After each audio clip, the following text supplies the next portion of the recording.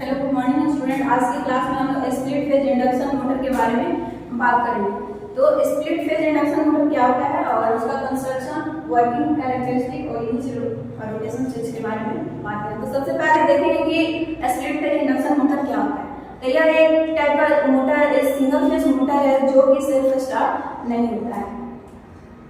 इसका कंस्ट्रक्शन के बारे में हम लोग देख लेते हैं। तो कंस्ट्रक्शन इसका मोटर का जो रोटर रहता है वो स्पाइरल फेस प्रकार के रहता है और स्टार्टर के अंदर दो वाइंडिंग रहता है। एक होता है रनिंग वाइंडिंग और दूसरा होता है हमारा स्टार्टिंग वाइंडिंग।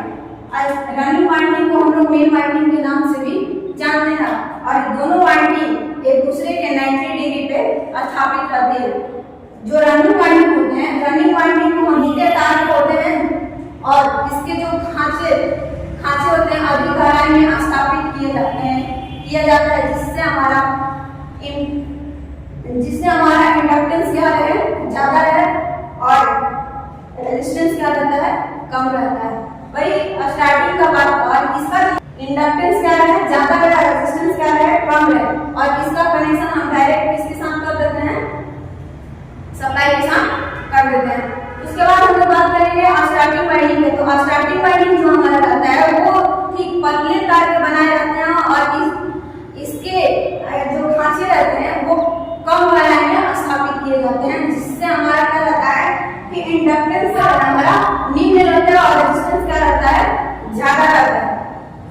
और स्टार्टिंग के सीरीज में ही एक हम क्या लगाते हैं, सेंट्रीफ्यूगल स्विच कनेक्ट करते हैं और उसको हम लोग 90 डिग्री पे स्थापित करते हैं और फिर डायरेक्ट इसका हम लोग सोर्स के साथ कनेक्ट कर देते हैं। तो ये था हमारा कंस्ट्रक्शन। अब हम इसके वर्किंग में बात करेंगे कि split phase induction motor work कैसे करता है। तो हम लोग जो रनिंग वाइंडिंग है, रनिंग वाइंडिंग का इंडक्टेंस, रनिंग वाइंडिंग का इंडक्टेंस क्या रहता है, हमारा ज्यादा रहता है और रेजिस्टेंस क्या रहता है, कम रहता है, जिसके कारण हमारा जो इलेक्ट्रिक करंट है वो वोल्टेज से 40 से 50 अंश बिछड़ जाती है।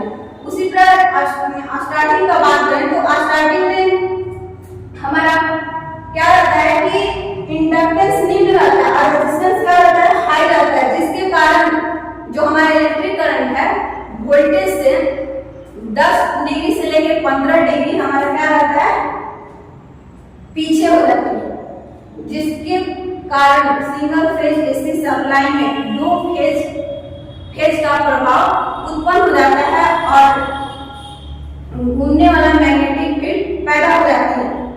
अब हम बोलेंगे बात करेंगे सेंट्रीफ्यूगल स्विच का। सेंट्रीफ्यूगल स्विच हमारा क्या रहता है, सीरीज में कनेक्ट रहता है।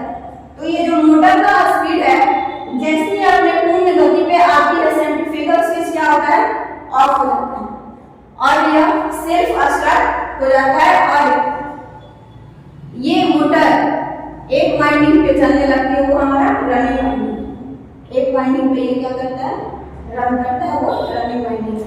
अब हम इसका देखेंगे कैरेक्टरिस्टिक का बात करें तो कैरेक्टरिस्टिक का है कि जो स्प्लिट फेज का टॉर्क जो होता है, स्प्लिट फेज का जो टॉर्क होता है, ये एक वाइंडिंग पे क्या करता है, रोटेट करता है।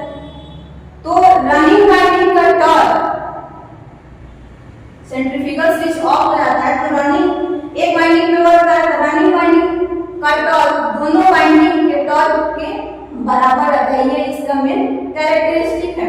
उसके बाद बात करेंगे यूज क्या है इसका, कहां इसका यूज होता है। तो ये 0.5 HP का मोटर बनाया जाता है, split phase induction motor.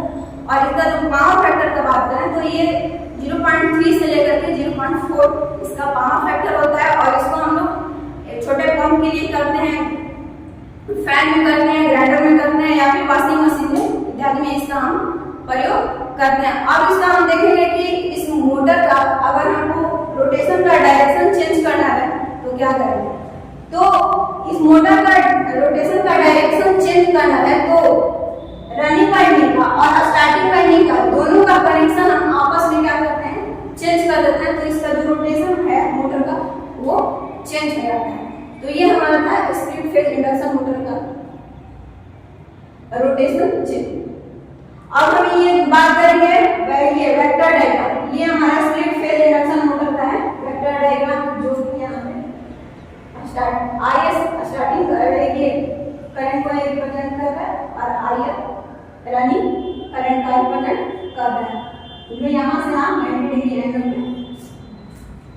Thank you.